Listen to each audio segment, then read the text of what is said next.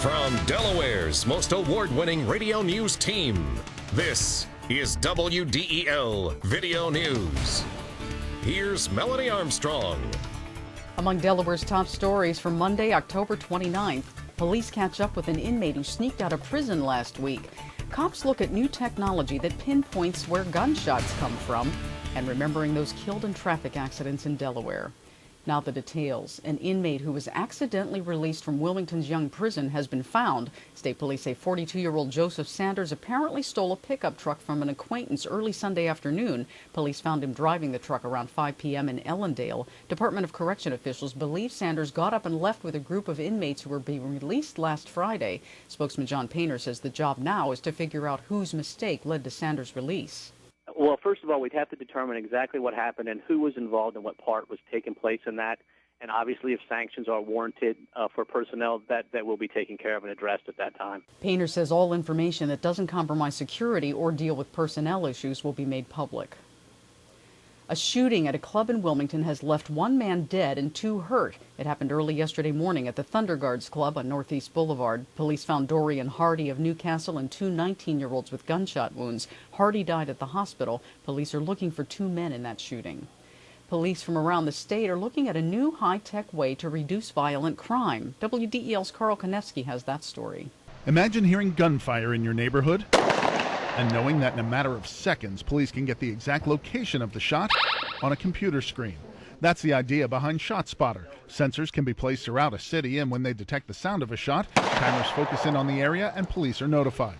Wilmington Police Chief Mike Zerba says ShotSpotter could be a great help, but a costly investment. It's in a preventive mode and also an issue of citizen and officer safety and how we respond and how we prepare for incidents of this nature, which of course are the most serious incidents which are occurring in our community. So, but again, it's about the price and what price is too high.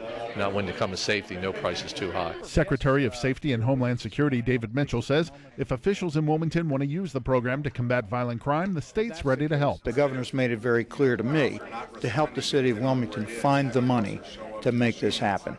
And then as we look forward to the future, perhaps Dover, the state police and a portable system, there's a place for this network here in our state. Mitchell says the technology has been effective in more than a dozen cities, including Washington, D.C. I'm Carl Konevsky, 1150 a.m., WDEL. Coming up, a song parody about the first date becomes an internet sensation. WDEL News continues in a moment.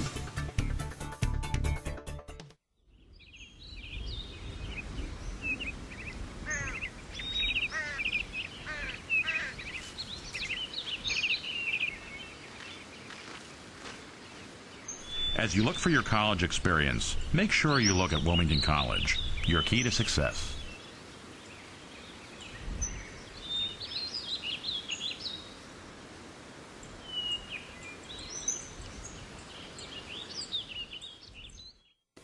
A new garden will help ensure that those killed on Delaware's highways will not be forgotten. A pond with a waterfall, benches, and a pathway lined with bricks make up the Delaware Highway Memorial Garden at the Smyrna Rest Stop along the DuPont Highway. DelDOT created the garden as a safe alternative to the illegal and hazardous memorials people put along highways. The idea was born to create a memorial garden where we could replace the roadside memorials with a more appropriate location for people to come and remember their family or friend that had been killed in the car crash. The garden has a very nice water feature as its centerpiece. It's a fountain that runs down into a large pond where it's nice and deep and it's got rocks, so you can stand along the side of it and wildlife will eventually get in there. We're going to have some water plantings. We're going to have annuals and perennials and evergreens throughout the sidewalk area of the park. It's very curvy and windy. DelDOT says this memorial garden is unique. It's the first of its kind nationwide to honor traffic accident victims statewide. If somebody died 15 or 20 years ago in a car crash, they're pretty much forgotten except for the family that's impacted. But now you have a physical, tangible location, you have a physical, tangible thing, a brick that commemorates them. And you know, even if you don't know anyone that's here, if you happen to walk through, you see all the names and you can't help but feel something for it. Families may place a brick with their relative's name on it for free along the walkway at the garden. To find out more about the garden, go to our website, WDEL.com. The first steps have been taken to bring nature closer to people in Wilmington. WDEL's Carl Konevsky explains. Friday afternoon rains moved the festivities, but ground was broken nonetheless to mark the start of an education center at the Russell W. Peterson Urban Wildlife Refuge on Wilmington's riverfront. The 91-year-old former Governor Peterson described himself as an old codger, planning to see the dream become a reality. I expect to be around until that day when I can come down here to visit our new, beautiful, award-winning education center and walk out on the boardwalk into the marsh, now thriving with wildlife. The education center will feature classrooms, workshops, a laboratory, and observation decks. The area's namesake says he's got a list of things he hopes to see once the project is complete. An osprey flying overhead, carrying a big fish back to the nest we have provided. Dozens of shorebirds of different species drilling in the mudflats for food. Fish swimming in the tidal waters. The $10.9 million project includes the extension of the Riverwalk with a pedestrian bridge to the building and a picnic pavilion. Reporting from Wilmington's riverfront, I'm Carl Konevsky, 1150 AM, WDEL. A Wilmington accountant is getting a bit famous for a song parody he did. Have you heard it? I'm from Delaware, man, I'm from Delaware. Traffic's bad out there, man, I ain't 38-year-old Todd Chappelle got the idea after hearing the original Johnny Cash version of I'm From Everywhere on a TV commercial. I thought, well, it's the same number of syllables, same kind of, maybe I can make this work. So my wife and I literally sat down at the table with a map of Delaware and started making lists of towns where we had been, and then we started making lists of bars where we had been, and then we started making lists of things that are uniquely Delaware culture, like apple scrapple and pumpkin chunkin' and blue rocks and blue hens. Chappelle recorded it, then emailed it to his family and friends, and then the song spread like a virus, but in a good way. Yeah, a woman that I work with in Wilmington had it emailed to her from a friend of hers that she went to high school with that moved down to Florida. And her friend in Florida emailed it up to her and said, hey, I don't know who this comes from, but take a listen to this. Bald Hope, Kesson, Hartley, Arden, Holly, Okalipsic, Minkwedale, Woodside, York, Dagsboro, Delmar, Price. He's not leaving his accounting job to become a full-time musician, but now it's on the radio, which is far more than what I ever expected, but it's great.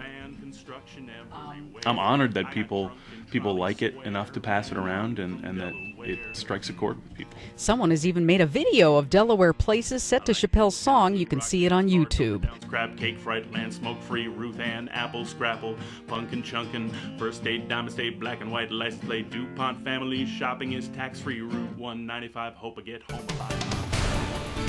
The Eagles find the red zone. WDEL Sports and AccuWeather are coming up. I'm Peter MacArthur. I'm Melanie Armstrong, and here are Delaware's top stories at the top of the hour. The most complete coverage of the news that matters in Delaware. Every weekday morning, 5:30 till 9 on 1150 AM WDEL. In WDEL Sports, Donovan McNabb was 23 of 36 for 333 yards and a touchdown as the Eagles knocked off the Minnesota Vikings 23-16. McNabb's touchdown pass was a 6-yard shovel pass to Brian Westbrook. Westbrook also added a 1-yard scoring run. The Eagles defense held Adrian Peterson, the NFL's leading rusher, to just 70 yards on 20 carries. The Eagles raised their record to 3-4. They host Dallas Sunday night. The high school football weekend doesn't wrap up until today because of the heavy rains Friday and Saturday. There are 2 games at Baynard Stadium. At 4 o'clock, St. Elizabeth hosts Tatnall, and Salesianum takes on Interboro at 7:30. McCain plays at Concord at 3. Charter hosts Newark at 3:30, and Laurel plays at Indian River tonight. The Boston Red Sox completed a 4-game sweep of the Colorado Rockies to win the World Series 4-3. It's the Sox' second World Series title in 4 years, both of them 4-game sweeps. Mike Lowell hit a home run to help the Red Sox offense. He hit .400 during the series with 4 RBIs and 6 runs scored and was named Series MVP. The Red Sox domination of the series was clear. They outscored the Rockies 29-10. Sunny today with a high of 57. Tomorrow sunny to partly cloudy, the high 64. Wednesday mostly sunny, the high 67. Get news updates throughout the day. Delaware's top stories at the top of the hour on 1150 AM. And get WDEL News text alerts sent to your cell phone. Sign up at WDEL.com. I'm Melanie Armstrong.